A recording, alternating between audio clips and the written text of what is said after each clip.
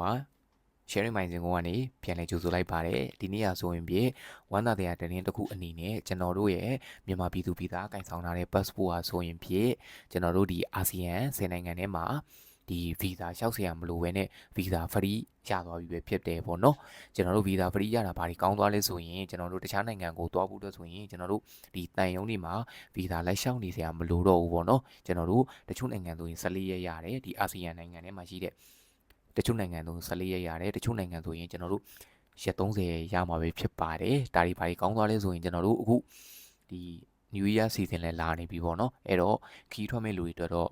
ကောင်းတယ်လို့ပဲပြောရမှာပေါ့နော်ဘာဖြစ်ဖြစ်ကျွန်တော်တို့ရဲ့မြန်မာပြည်သူပြည်သားတွေအတွက်လည်း visa လျှောက်ဖို့ခေါင်းစားနေစရာမလိုတော့ဘူးပေါ့နော်ကျွန်တော်တို့ဒီ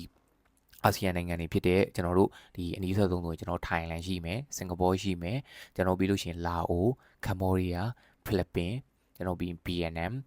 ဘရူနိုင်းရှိမယ်ကျွန်တော်ဒီစင်ကာပူရှိမယ်မလေးရှားရှိမယ်ဒီနိုင်ငံအကုန်လုံးပေါ့နော်ကျွန်တော်တို့ visa free နဲ့သွားလို့ရပြီပဲဖြစ်ပါတယ်အဲ့တော့ဘယ်လိုပဲဖြစ်ဖြစ်အခုဆိုရင်ဒီအခွင့်အလမ်းကောင်းတွေလည်းရလာပြီဖြစ်တဲ့အတွက်ကျွန်တော်တို့မြန်မာနိုင်ငံမှာရှိနေတဲ့ဒီမြန်မာပြည်သူပြည်သားတွေအနေနဲ့ရောအခုဆိုရင် passport စာအုပ်ကဒီပြည်ပကိုထွက်သည်ဖြစ်စေမထွက်သည်ဖြစ်စေကျွန်တော်တို့ကင်ဆောင်ထားတဲ့အရာတစ်ခုပေါ့နော်အခုဆိုရင်ကျွန်တော်မြန်မာနိုင်ငံမှာဆိုအရင်တော့ဆိုရင်ကျွန်တော် passport လျှောက်လို့ရှိရင်ဒီ6လတွေပိုင်းစောက်ရတယ်ပေါ့နော်အခုဆိုရင်2ပတ်3ပတ်လောက်နေနဲ့ရန်ကုန်မှာဆိုရင်ရုံးဝင်စာအုပ်ထုတ်လို့ရနေပဲဖြစ်ပါတယ်အဲ့တော့ကျွန်တော်အနေနဲ့ဒီ passport လျှောက်ဖို့တော့ကျွန်တော်တိုက်တွန်းတယ် passport နဲ့ပတ်သက်တာတွေမသိတာတွေပါရှိနေကျွန်တော်ရဲ့ဒီကျွန်တော်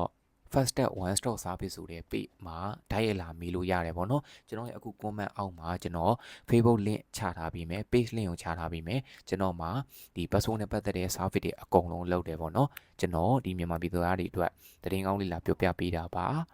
နောက်ဗီဒီယိုမှာဆက်တွေ့ပါမယ်ခင်ဗျ